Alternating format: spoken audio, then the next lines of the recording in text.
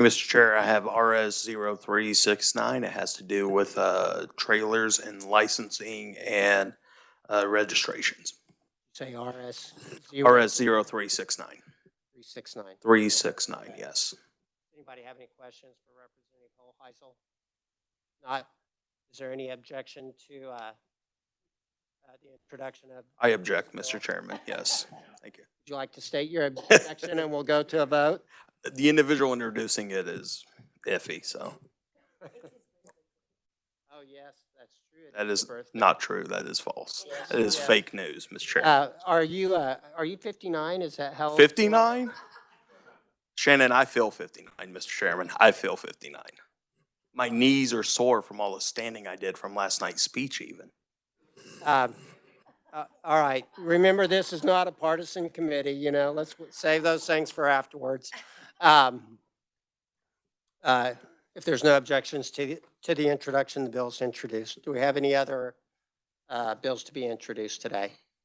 Representative Ressman, good to have you in here. Thank you, Mr. Chairman. I wish I was 59, let me tell you, some days. I'd like to introduce, on behalf of a constituent, 25 RS 0151, and it deals with Motorcycle Safety Foundation and reciprocal licenses. So you're introducing it on behalf of Motorcycle Safety Foundation? On behalf of a constituent who is a member of. Is there any objection, or are there any questions? Is there any objection to the introduction? If not, the bill's introduced. Thank you. Could you introduce yours on behalf of Representative Hoheisel? I'm not sure. We're going to say catalyst. We'll say catalyst. All right. Do we have any other bill introductions? Mr. Denny? Good afternoon, Chairman, members of the committee.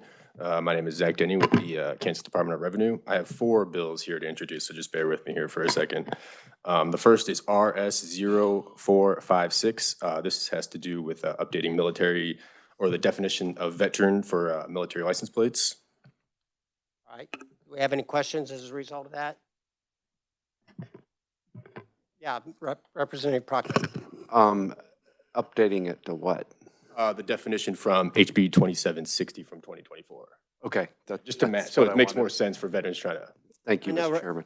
I know Representative Proctor has a lot of knowledge in this area. So, yeah, Representative, if you can make sure everything's good on this, if we got to do it. I will, Mr. Chairman. Thank you. Send that over here. Any other questions? Is there any objection to the introduction of the bill? If not, the bill's introduced. Thank you. Okay, the next one I have is RS 0506. This just has to do with some technical amendments to certain license plate statutes. All right, does anybody have any questions regarding the bill? Is there any objection to the introduction of the bill? If not, the bill's introduced. Okay, and the next one is RS 0515, and this has to do with quarterly truck payment statutes. Does anybody have any questions? Is there any objection to the introduction of the bill? Not, the bill's introduced. And all of those are on behalf of the Department of Revenue? Yes, sir. Right. Okay, and my last one is RS 0505, and this will provide for a blackout style license plate. Anybody have any questions about the bill? Could you tell me what the beneficiary of that bill is? Sorry, what was that? The beneficiary. The Department of Revenue or Division of Vehicles. Yeah, what are you guys going to use it for? The funding, the royalty fee will be used to fund future license plate replacements. Any other questions? Any objection to the introduction of the bill? Not, the bill's introduced. Thank you. Thank you very much. Do we have any other bill introductions today? Okay. Seeing none, we'll go into the substance of our meeting today. You know, we did get the final version of the committee rules, and we'll have those for you guys next Tuesday, so that you've got those. They didn't give us anything on conferee rules, so we'll have to make sure that they correlate with those. All right, today, committee, we're going to have an informational hearing on mobile driver's license overview. I always hate that terminology because it creates certain expectations. I think it's more of a digital ID. But with that being said, we're going to start off with Zach Denny with the Department of Revenue. Zach?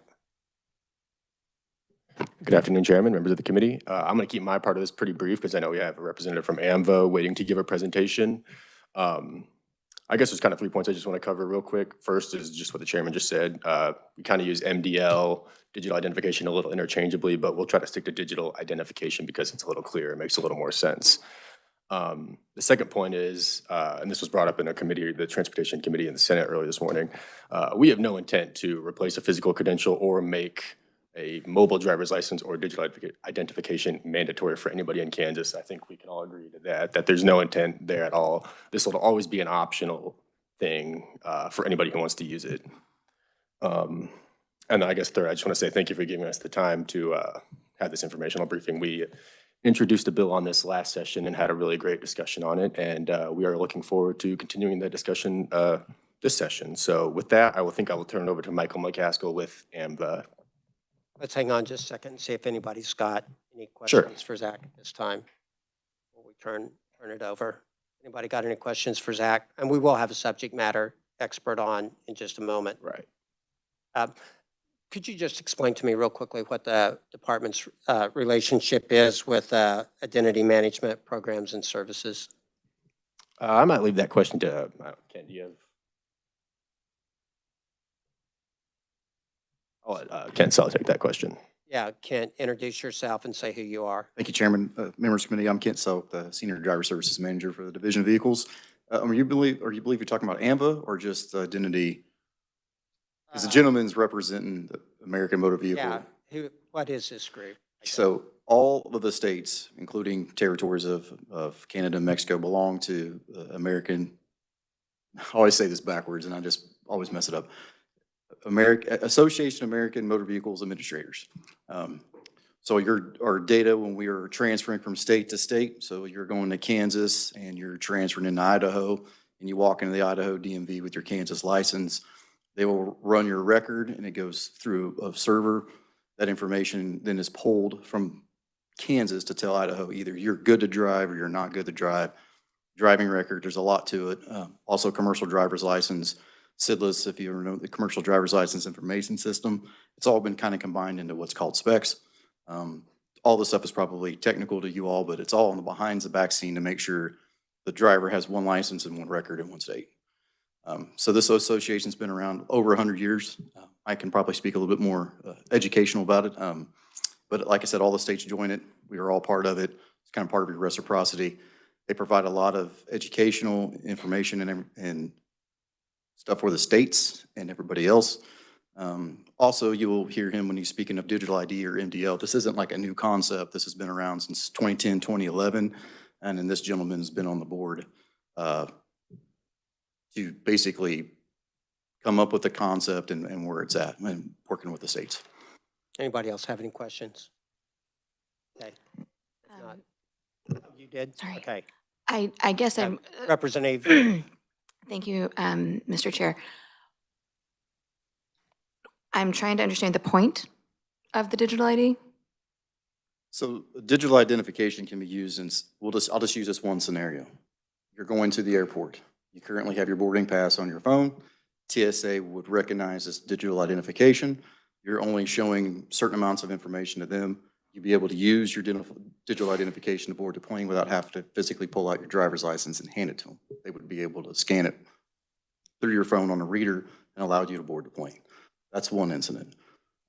Another would be a liquor store, concert tickets, or whatever you're wanting to purchase or go through.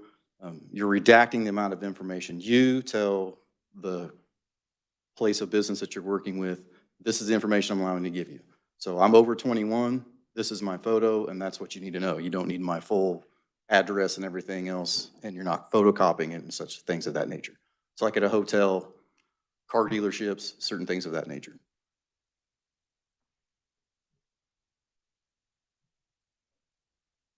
Thank you, Mr. Chairman. Thank you for being here. Is there anything that this ID will not be used for that you have to use a physical ID for? law enforcement will not be utilizing the digital form. They want to keep the hard copy credential, and that transaction, that's their transaction with stops and everything else. They're not wanting to touch your phone or see your phone or have a device that reads your phone. So we respect their wishes. We've talked to them obviously before this, and those transactions be that way. Again, this is optional, right? So your hard copy driver's license will always be your identification that you could utilize for everything as you normally do. This is just an option, should you be able to use it. Thank you, Mr. Chairman. So in the state of Kansas, we have a law that requires that in order to vote, you show an ID. Correct. Will this digital ID be used to prove who you are in order to vote? Currently, we would use the same process of providing the hard copy license at the voter registration polls. It's a topic we can discuss if we wanted it would be utilized as an electronic form. Obviously, you have to have the ability to read the electronic identification. So that might put the voter polls in a little bit of a bind because they would have to have certain readers for it. But at this time, we would just still utilize your normal hard copy credential. And I'll just say, I think that we should never stop using that hard copy credential for something so important. Thank you, Mr. Chair. Representative Hoheisel. Thank you, Mr. Chair. Does the federal government allow us to recognize these digital IDs for real ID places, say TSA? I mean, is there a mechanism for that? Yeah, I can let Mr. McCaskill kind of explain this a little bit better than me, but currently TSA would be the main source of utilizing that for real ID purposes. Again, you're using this for boarding a plane and entering a federal facility. Cannot speak intelligently on if you're going to be able to get on a base, United States active base with the credential, but I'll let him kind of speak to that a little bit more. Appreciate that. Thank you, Mr. Chairman. Representative Bohai. So who currently has the ability to read these IDs? In Kansas? You can give me examples from anywhere. So in the other states, such as Florida and other places, it depends on who has opted in or gotten or received them. A lot of them are what I kind of explained, liquor stores or convenience stores, banks. You also utilize them. You utilize them in hotel situations. It just depends on your state and who is willing to buy in or jump on board. Thank you. Mm-hmm. And by the way, just to help me a little bit, legislation, if it comes forward, will probably have certain places you can't use it, such as law enforcement and voting. But in many other instances, it'll be up to the business if they want to accept it or not. Is that the way it's done in other states, or would this guy be better to talk about it? Correct. I think you definitely, obviously this is an informational hearing. This is not the actual bill itself, but the bill would have to line out what you're talking about, who would not use it and where it would be used. So the language would be in there. Yeah, we don't have the bill in front of us yet. Right. Yeah. Any other questions? Okay. Thank you very much. Thank you. Well, welcome Mr. McCaskill to the committee. And he's the Vice President of Identity Management Programs and Services with the American Association of Motor Vehicle Administrators. Welcome to the committee. Thank you, sir, and thank you kindly for hearing from me today. Can everybody hear me? Just a second, we got a volume issue. Okay. Can you try it now? Can everybody hear me now? Everybody can hear? Yeah, great. Go ahead. Okay, and I'm going to ask, do you want me to share? I did provide my presentation to the committee. Do you want me to share the presentation, or is somebody doing that in the room? I think they're saying they'd like for you to share it. Okay. Give me just a second.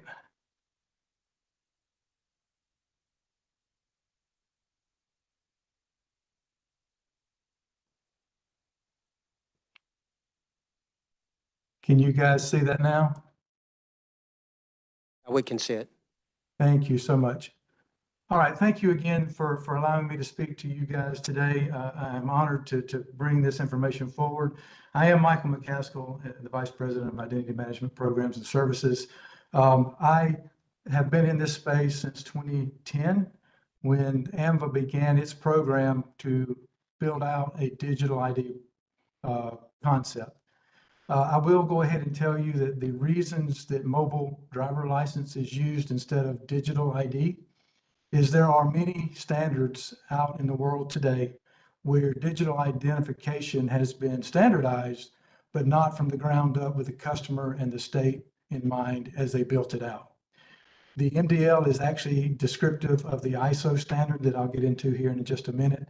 But the ISO standard 18013 Part 5 is the mobile driver license standard, which is also a mobile ID standard. It's a mobile document standard. But that's the reason for the different contexts or the different definitions in nomenclature.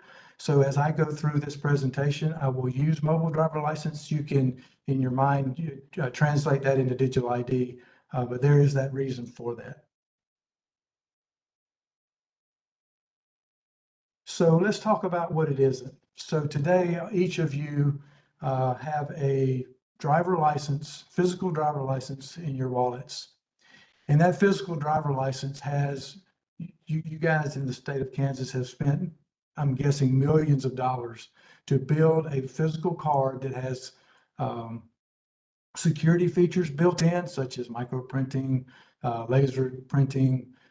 It's built from a standard that requires the photo to be in a particular spot on the card, your address, your name in a particular spot with font sizes, and certain things on the back of the card, along with a 2D barcode and or a mag stripe if you still have that.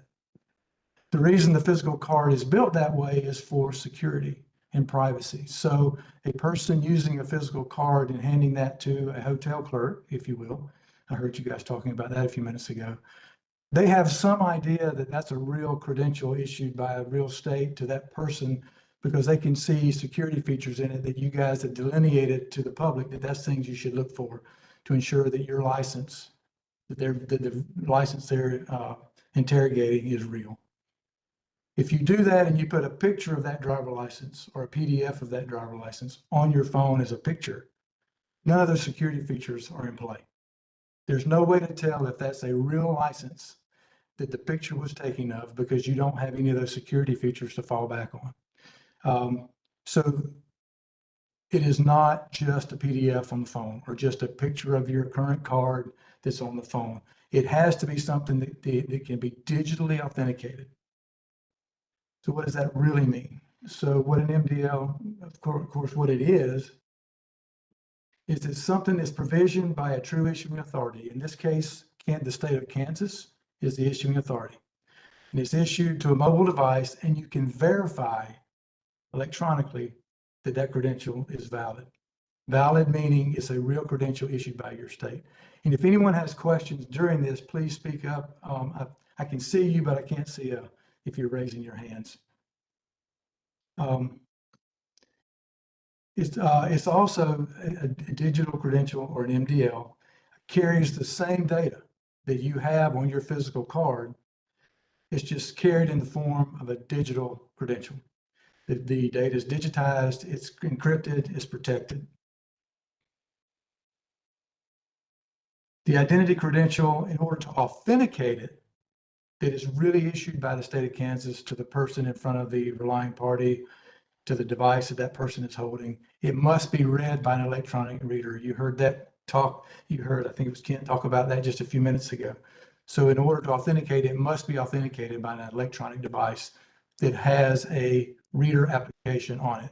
I will tell you today, for those of you who are iOS folks, the latest version of iOS actually has an age verification app for the MDL as part of its base app store.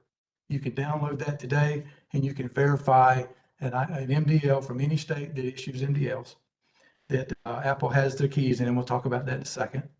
You can verify the age of the person standing in front of you. So that capability exists today. And this also must be compliant with the ISO IEC 18013 Part 5 standard. So the reason, and this is why I opened our conversation with why an MDL is called an MDL and not a digital ID. An MDL is actually specific to this ISO 18013 standard. And that standard is actually a set of standards that governs not only the mobile driver license, but it also standardizes the physical card that you have in your wallets today. This same standard is used to build out that card with the data elements, where they sit on the card, the security features and that kind of thing. So we're building out from a set of standards that had already existed. Pardon me. So how does it work? What does it mean? What does this thing actually do? So an MDL holder has their MDL, and there's a relying party, and we'll call that the hotel in our case today, for example. The hotel clerk wants to verify that you are who you say you are. And they want to do that by using your name, date of birth, and the validity of your document. That's what you see on the screen on the left. So they're asking for that data. The relying party will ask for that data through a mechanism by which they send a request over to the device. Once the device gets a request, the customer, the MDL holder, has the opportunity to check or uncheck those boxes. They only send what they wish to send, no matter what the request is. So in this particular case, let's just, for example, say that Abu did not want to send the code A and BE, and he didn't want to send his validity. He could uncheck those boxes and hit share. And the only data that would go would be the name and date of birth. So that data is packaged up and sent through Bluetooth over to the relying party's device. Well, how does the relying party know whether or not that data is actually the data issued by the state of Kansas to this person and to the device this person is in control of? Well, they have to use what's called a public certificate. When the state of Kansas issued the MDL, they created a public-private key pair. Think of the same public certificate that's used when you use HTTPS in your browser. That is a secure connection, HTTPS. But it's using a public certificate based on a private key. So that public certificate is used by the relying party's reader to authenticate that the data that they're ingesting was issued by the state of Kansas, was issued to the person standing in front of them, was issued to the device that they're in control of, and that the data has not changed since it was issued. Now, what's important to notice here, and it's something that I think was asked a little bit in a question earlier about why. The customer is in control of what data the relying party actually sees. Instead of handing them their credential, their physical card over the counter, them taking it to the back, scanning it, copying it, and getting all the data, your picture, your address, your name, your date of birth, whether or not you have contact lenses, whether or not you're a veteran, all of that stuff the hotel has. In this case, the only thing they have is your photo and your name, and in the case we just talked about, your date of birth. That's all they have. So they authenticate that data, and once the transaction's over and the two devices disconnect from each other, that data goes away. The relying party now does not have that data based on the standard, built to the standard.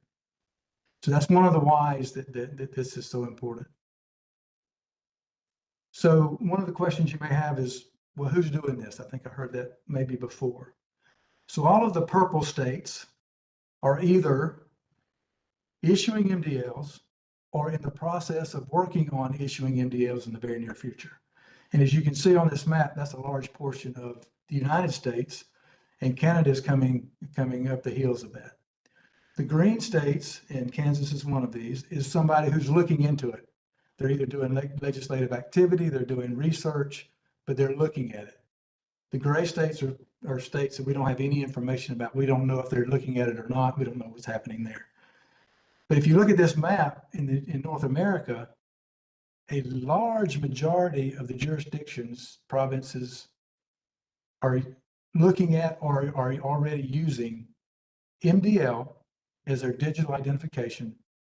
And that is something that's happened over the last couple of years. Over the last 2 years, we've seen a real big increase in the number of jurisdictions who are actually looking at this subject. But with that kind of activity, how is a relying party to know who's doing what? What states are, pardon me, what states have activity, what states do not, what states have public keys, what states do not. How do they know? Well, AMVA has taken on the activity based on the standard of standing up what we're calling a digital trust service. And really it is core, all this really is a list of public keys from jurisdictions who are issuing MDLs that a relying party can come to one location and get them all. It's up to the state to get us those keys, and we have to go through some objectives to make sure those keys are handled properly.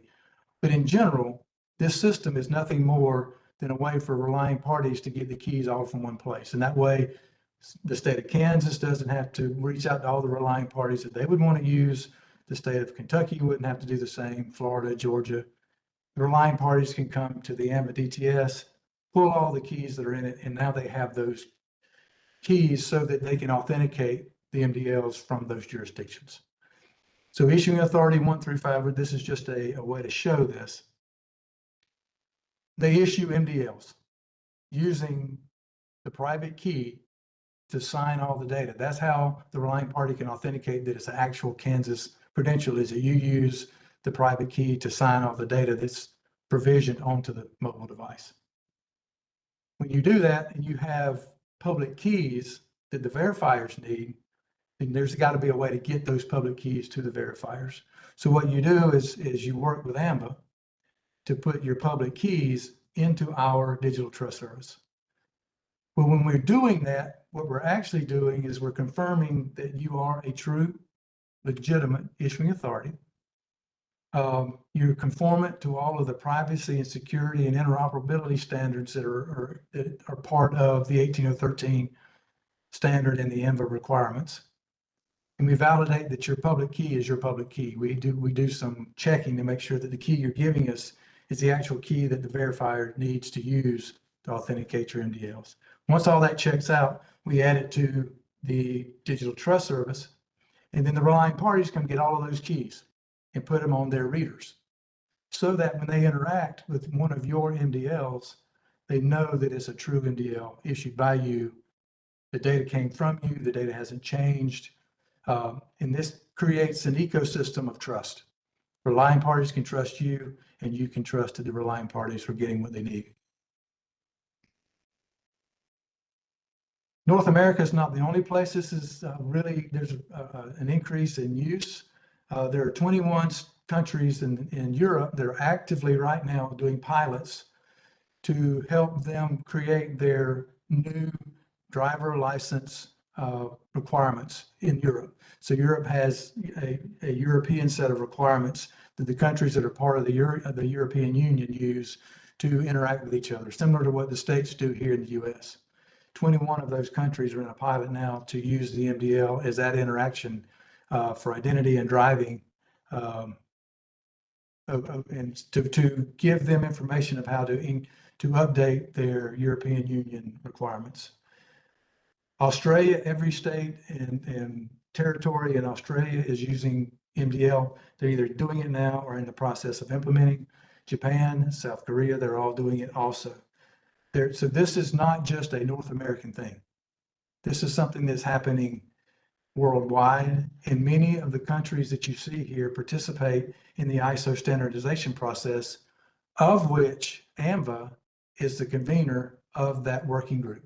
So AMVA's been a part of the leadership of the working group that built this standard from the ground up with privacy, security, interoperability, and trust in mind, so that you have one solution out of the box that doesn't have to use components from other places to allow for your credential, your mobile credential, to be interoperable, safe and secure for the customer, privacy preserving for the customer, and can be trusted by your relying parties. So with that, I'll stop for questions. If so, Mr. Chairman. Thank you very much for the presentation. That's Representative Proctor. This question. Thank you, Mr. Chairman. And thank you, sir, for that presentation. Of all those states that are that you had on that map that are currently using this, are any of them using it as identification for voting? No, sir, they are not. There was one state who started out that way, but they did not ultimately use that. I will say that states are all implementing the use cases, and we call these use cases, of the MDL to the state needs. So a state has definitely has autonomy to allow for their credentials to be used as the state sees fit. Some states are using it for age verification. Some states are using it for identity for, we have pilots in some places for car rental to make sure the person is the right age, to make sure they have a valid credential when they get the car, that kind of thing. So there are different use cases. TSA is by far the biggest use case at the moment. And TSA is using it from, I think, about 15 different states. Don't quote me on the number, but it's somewhere in that neighborhood. Go ahead, Representative Crockett. Thank you, Mr. Chair. I'm sorry to badger the witness here, but I got a million questions. I'll try to keep it to two.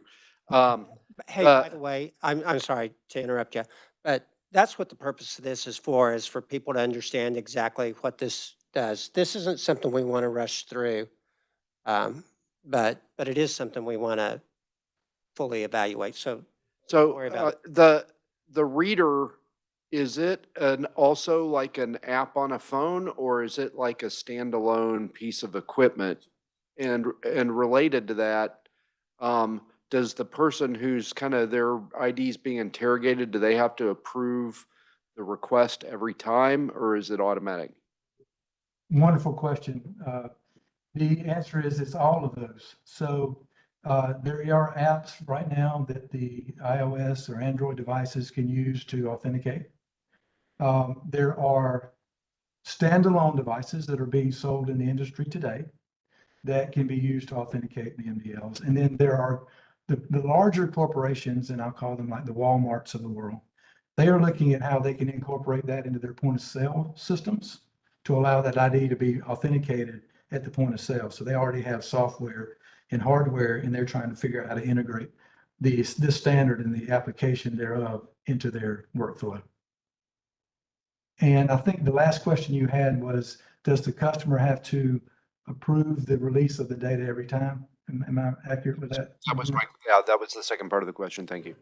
The answer is absolutely. The customer is never not in control of what data is shared with any relying party at any time. In fact, the standards is written in such a way that if the customer gets into the transaction and has not shared anything and they don't feel right about the transaction, they can actually back out of it without sharing anything. What I didn't talk about, and I think might be pertinent if I may, Mr. Chairman, the way the devices are, the way the devices connect is through, excuse me, is through an encrypted tunnel using Bluetooth. And that happens without any data transfer. What happens is generally there's a QR code that's used by the reader that says, I want to connect. So the MDL holder scans that barcode or that QR code, and all that's doing is connecting the two devices with an encrypted tunnel. No data is being transferred. Once that encrypted tunnel is established, then the request from the relying party happens. And they say, I want to know these three things about you. The holder gets that information, they see what the relying party is asking, and they actually choose whether or not they want to send 1, 2, 3, all of the data elements, or in some cases, they could opt to send what they wanted to that wasn't asked for. We don't advise that, but that's also that the customer has control of exactly what the relying party sees. So they always have the option to share whatever they wish. I will say in that case, if the customer doesn't share the data that's needed by the relying party for the transaction, and I'll use an age verification for liquor sales. The liquor board's state requirements are for audit requirements are that you have to check ID, and they have to be able to prove that they checked ID. And one of the ways they do that is through date of birth. Well, if you choose not to share your date of birth or that you're over a certain age, then that transaction can't happen. So they'll have to kick back to you and say, I really need this. So you do have that back and forth if the customer chooses not to. But again, it's always their choice as to whether or not they complete the transaction, share any data, what have you. Thank you. Thank you, Mr. Chair.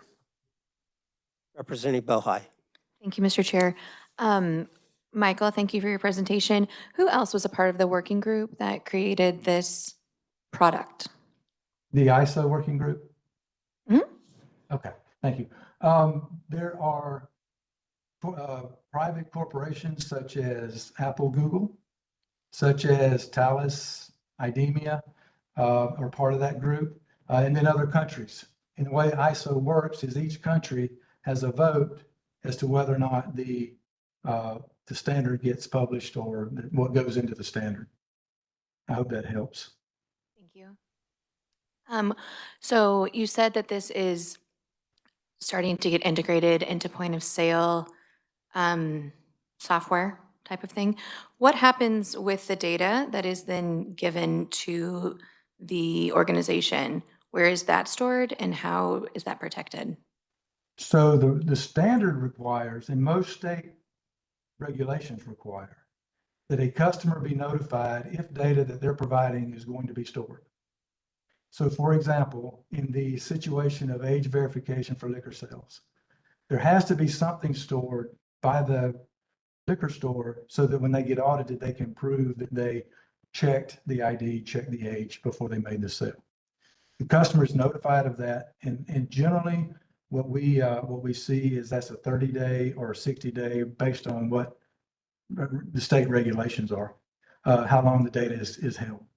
If the data, if there's not a reason to hold the data, then as the minute that the two devices disconnect, that data is destroyed off of the device, the reader device. So potentially it's not stored, but it could That's be correct. stored for certain purposes. That's How correct. often is the ISO standard updated or revisited? So the Part 5 standard has been updated twice in 2 years. And the reason for that is this is a brand new thing.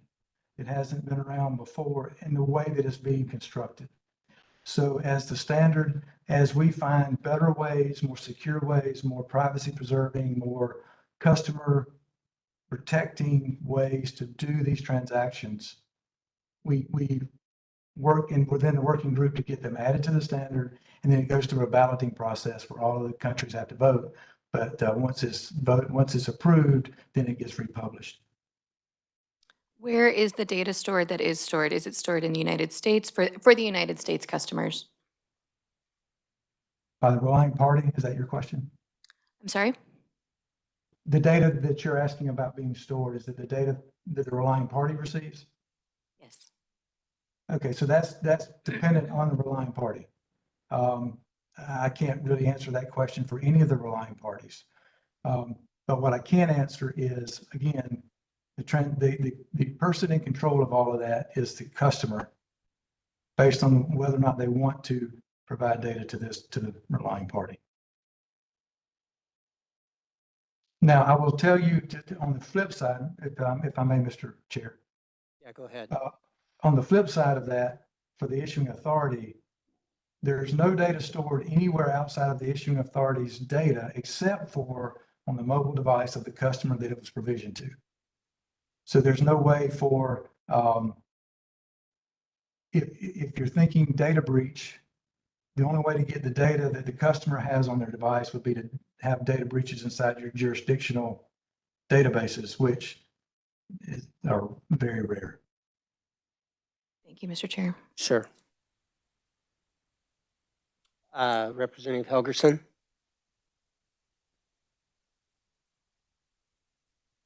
First, I'd like to go to the department and ask them some questions.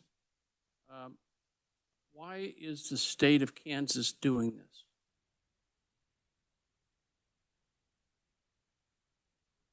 Thank you, sir. I think the state of Kansas is just always trying to provide the. By the way, Kent, for the record. Oh, sorry. I'm getting Kent Selk, the driver service manager for the state. Always trying to provide the most customer service for our citizens. So we're wanting to be not necessarily the first state to do certain things, but we also don't want to be trailing behind when technology and things come through. So we're trying to provide other avenues and forward thinking for our customers. As I understand, this is not a driver's license, cannot be used as a driver's license, cannot be used as an ID. All the things that are, use a Kansas driver's license as an ID, they have to have a driver's license.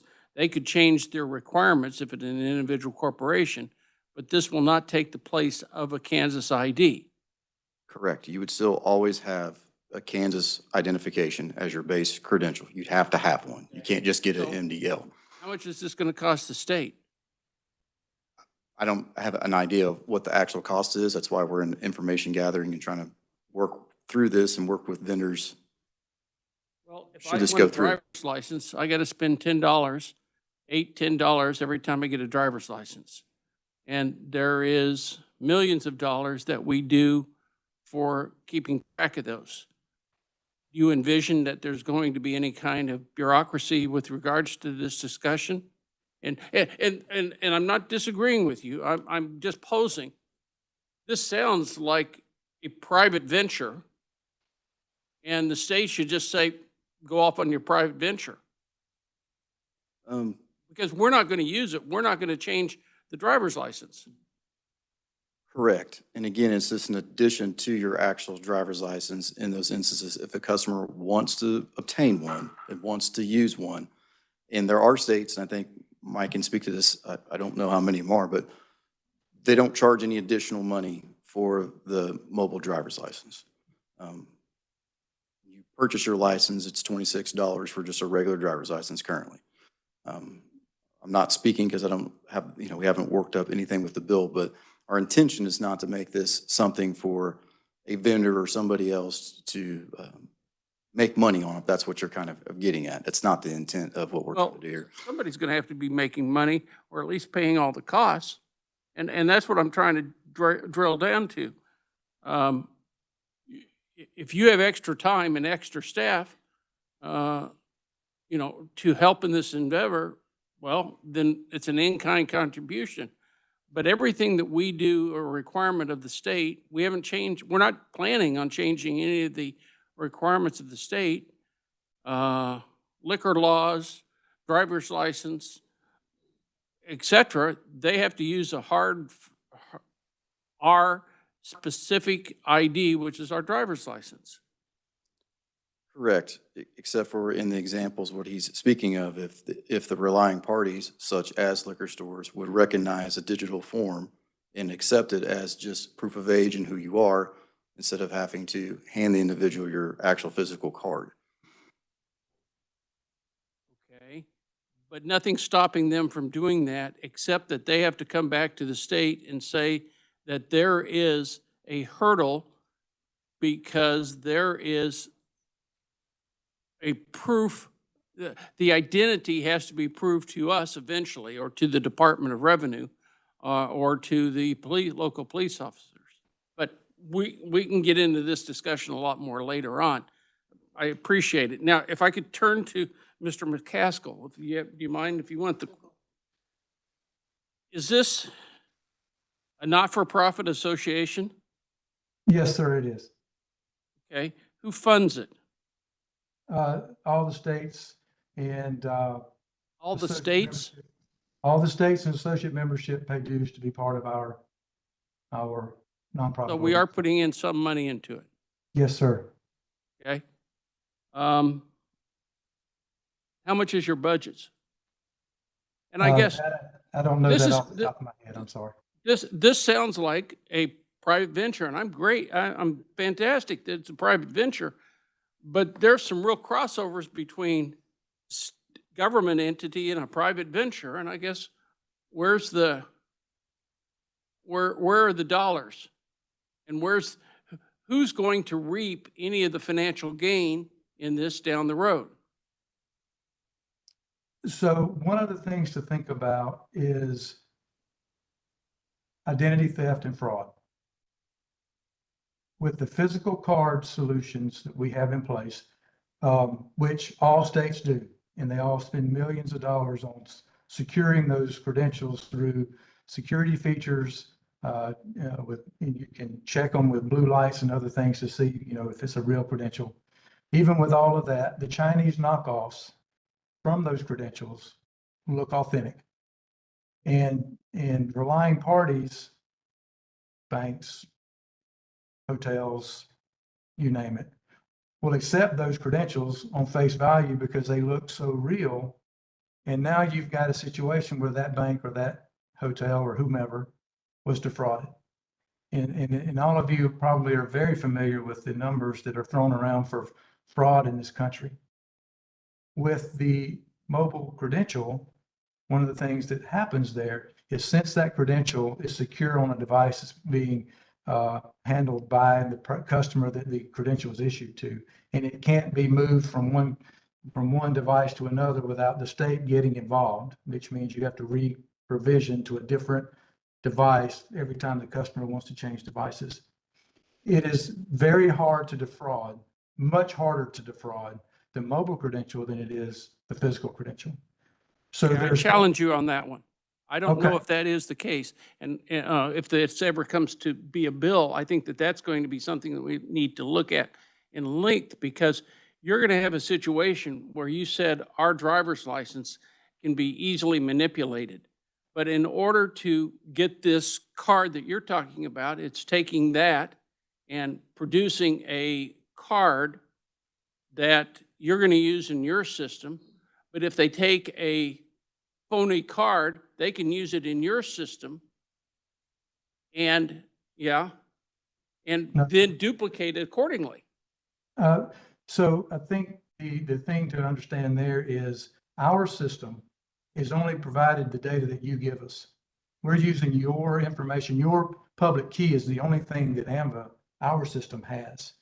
What we have access to and what you have access to when you provision credentials is the data that you put in your database about that customer when you authenticated them in person in your offices and issued them a credential. Now, if a relying party doesn't have access to your information, all they're looking at is the card that you produced. And that's a good thing. I mean, your cards are secure. I'm not suggesting that your cards cannot be manipulated. But the relying party's adherence to those cards could be because something looks like your card. And I'm suggesting that with the mobile credential, the mobile DL, that's much harder to do.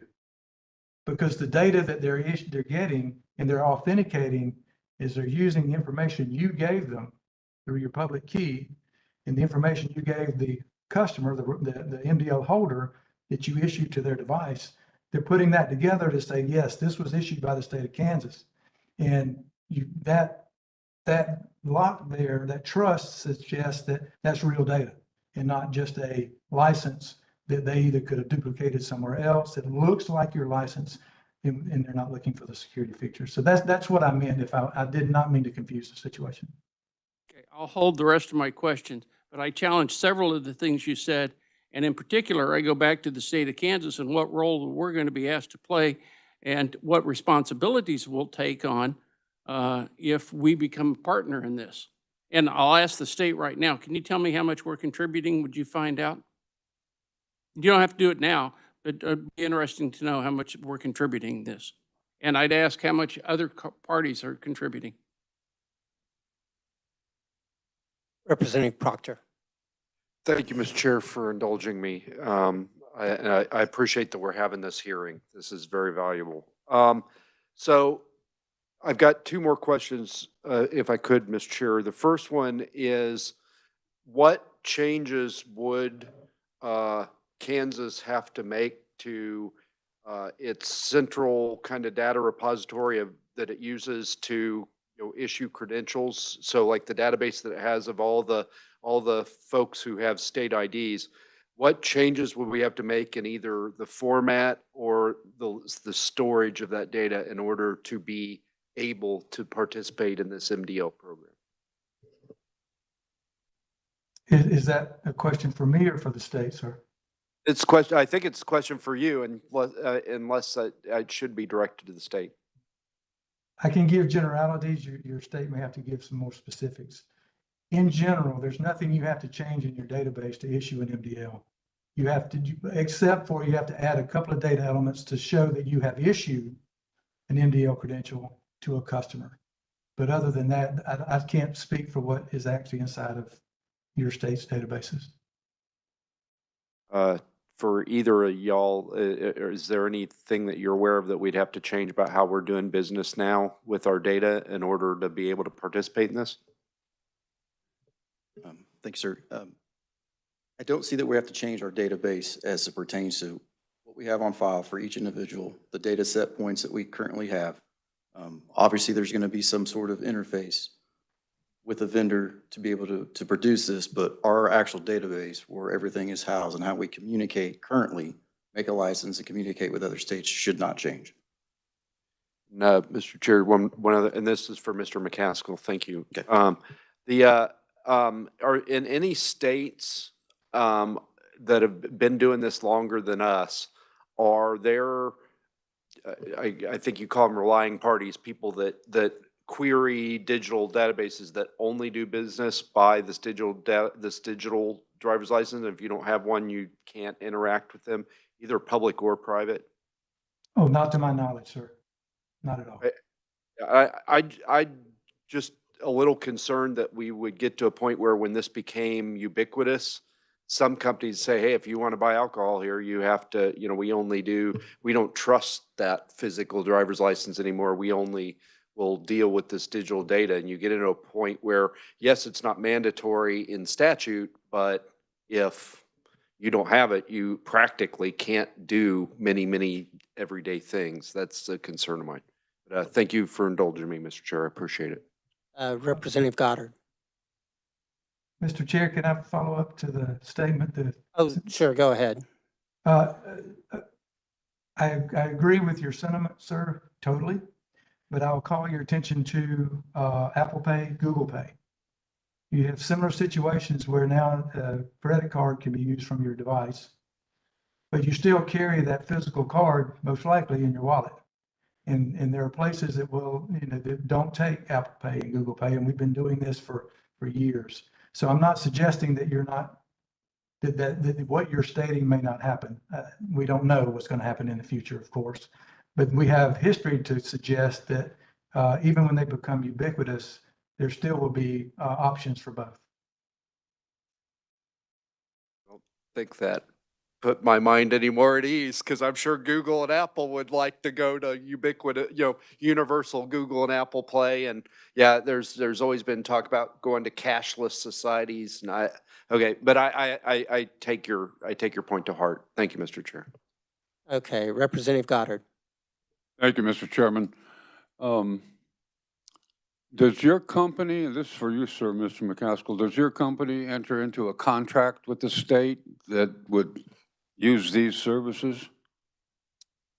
We do enter into an agreement with the state about how the system works, who's responsible for the keys on your side, who would be responsible for the stuff on our side, so that we have an understanding of how keys can get changed. We want to make sure we know that we know who to deal with inside your state if a key in our system, in the MDL DTS system, needed to change or be updated.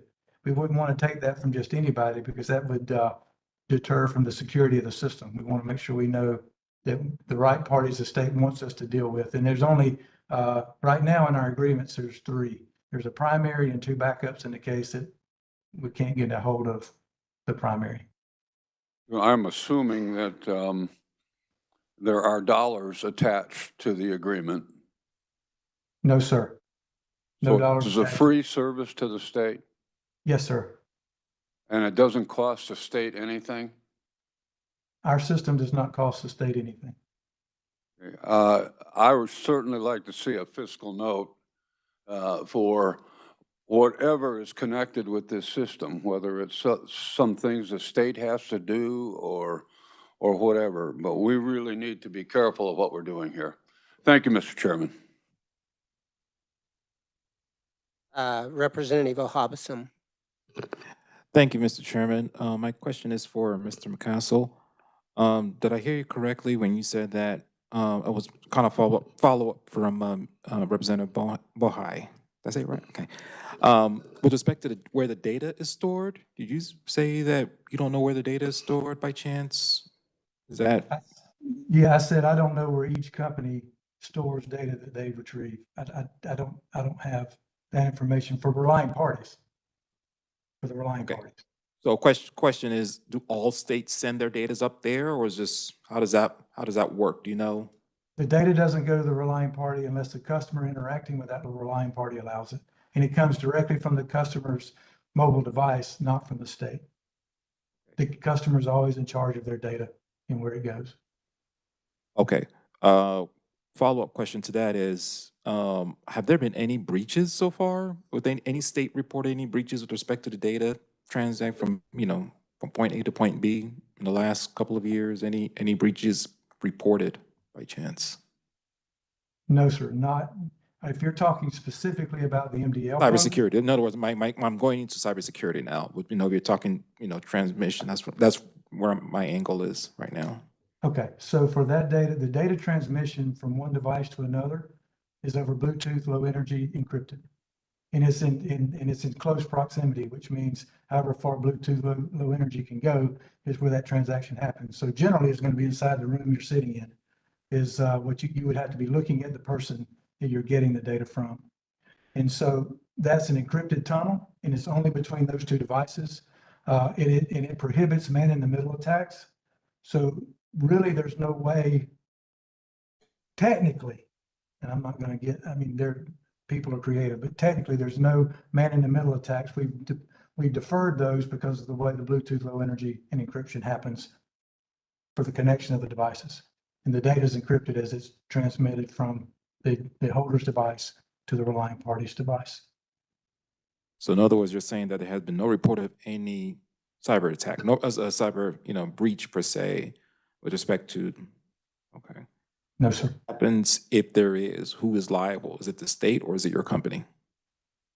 In other words, private information, in other words, people's names or date of birth, somehow gets intercepted. Is it the state that's going to be held liable? Was it your company? I mean, we're talking about, privacy, data privacy of individuals. We got to respect that. So who's going to be held responsible if that ever occurs? Should we move forward on that? So AMVA nor the state is involved in any transaction. It's strictly between the customer and their data and the relying party and their reader. And it's in person. So there's no interaction between the state nor AMVA in that transaction. I would consider it very similar to if you took your physical card to the doctor's office, they scanned it, they put that information in a database in the doctor's office, and then the doctor's office database got hacked or got infiltrated. The doctor's office is liable for that because they're holding data that got attacked. State was not involved and the customer handed them the card. So that's where it's all between the customer and the relying party. I hope that helps. Didn't confuse. Thank you, Mr. Chairman. I think that's my questions for now, but I think I'll have some follow-ups per se. I don't know if you will have your information for us to, if you have more questions by chance. Excuse me? Are we going to have his information just in case we have more questions? Yeah. I mean, after the hearing. So this information is on your S drive, Okay. the PowerPoint. Thank you, Representative. Thank you, Mr. Chairman. Thank you, Mr. Chair. Could you address in more detail how this can work for online age verification for websites and vendors that you need to be 18 or 21 to be able to access? Sure. Thank you for the question. So we've been all talking about 18.013 Part 5, which is in person. Recently, within the last 5 months or so, Part 7, which deals with over the internet use of MDL, was published. So we have a standard that has two different credential protocols in it that allows for the secure transmission of the identity data across the internet to a relying party. And the standard has requirements for how that should and must happen in order for it to be secure. There are states that are starting to build out those programs, and they're starting with that in their online portal situation where at the DMV, you go online to renew your tag or renew your driver license or update your address. They're using the Part 7 as their standard for how you can interact with with the DMV portal using your MDL to authenticate yourself. But it's the same cryptography. It's the same private key, public key authentication style. It's just over the internet. Thank you, Mr. Chair. It seems like if there are times where you have to provide identification when really they only need your date of birth, that you would actually be giving less information over to that vendor in order for them to be having access to. You wouldn't have to scan your entire ID or passport.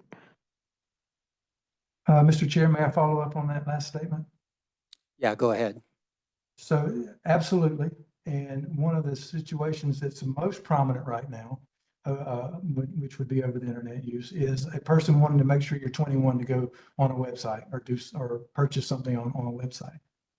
The only thing you actually send them is your face, your picture, because they have to authenticate as you, and that you're over 21. You don't give them a date of birth, a name, or anything. You just give them those two pieces of information. And that way, and then they authenticate both of those, that it's your photo and it's your over age statement issued by the state. And that's how they authenticate you in that process. So you're actually giving less data than you don't get any PII other than your facial, your face, your picture. Because over 21 doesn't indicate your date of birth. It doesn't even indicate how old you are. It just says that you're over a certain age. So, along the line of that last questioning, did you say something to the effect of this identification could be used for like a two-factor authentication to access state websites if we decided to go that way in the future? Was that what I heard you say something about? Yes, sir. We have some states building out their programs now to use the MDL over the internet to authenticate themselves to come into the DMV portal and do data updates for the portal, whether it be getting a new tag, new registration, whatever it is what work they need to do online with the DMV. They authenticate themselves by using the MDL, which is a more secure fashion because it's not just knowing data about yourself to get into the DMV portal. It's actually giving the state back information that they cryptographically put on your device so that they can authenticate it themselves. It's a better authentication protocol. Pardon my tongue tiredness. Representative Minix. Thank you, Mr. Chairman. Mr. McCaskill, is there any evidence in the states that have sponsored this in the United States of identity theft increasing or decreasing? There's no data on that I'm aware of. Most of the states have had the programs 2 years or less. So my guess is there's not enough time yet. I don't know that, but I'm not aware of any reports or studies to show that. So you can't claim that it's reduced identity theft.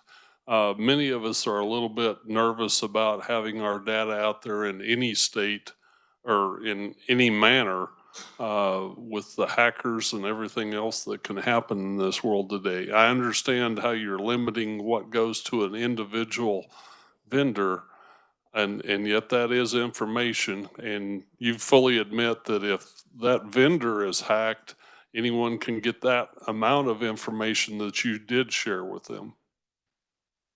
If they store it, if they are required to store it. Okay, That is thank you. correct. Any other questions? Representative Bohai. Thank you, Mr. Chair.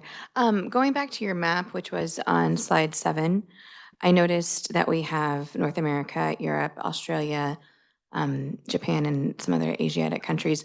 I noticed China is not on there, but I do know that they use a mobile form of ID to not only have the ID to get into different places, but it also integrates with their bank. It integrates with different items that their government currently requires for their citizens.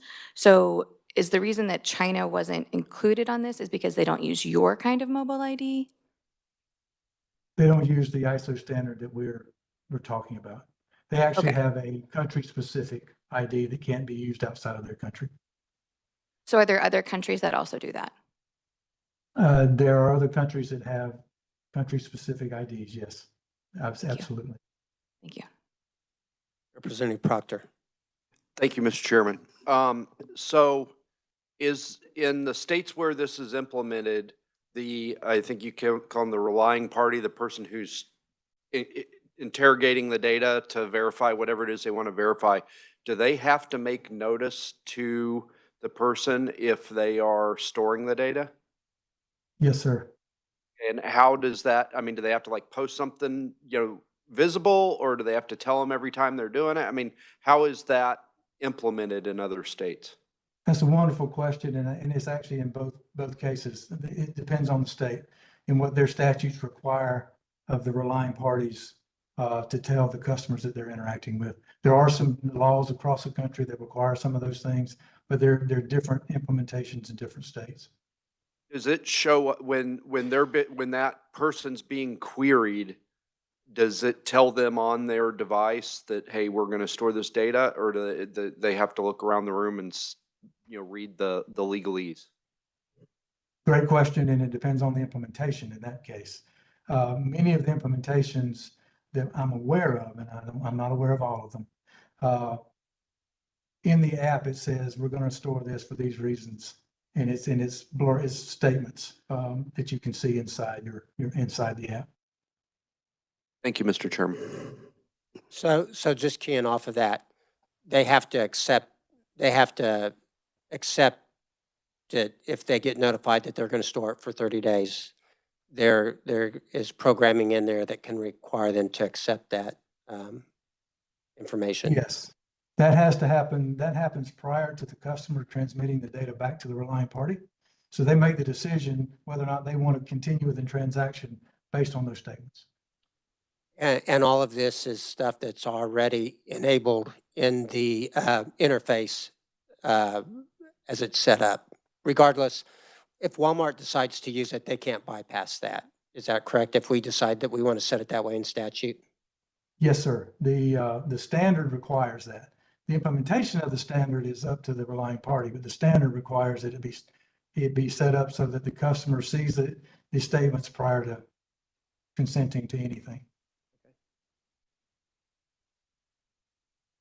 Representative Proctor. Sorry, it's just No, the go more we ahead. talk about this, the more questions I have. So, the representative to my right had I'm trying not to use your name because that's not what we do in committee hearings. So, yeah, thank you. That's all right. Appreciate it. So we're trying to figure out how any company that is facilitating this is making any money. If the state's not paying for it and you're not paying for it, is the individual who has the digital ID on their phone paying for the app? Is it the relying parties all chip in and out of the goodness of their hearts pay for it? Are the companies that are implementing this on behalf of the different states, who's paying for it? I mean, they're not nonprofits. So I think we have to look at this in two ways. There's the implementation costs for the state, and then there's the use costs for relying parties and customers. Can we agree on that?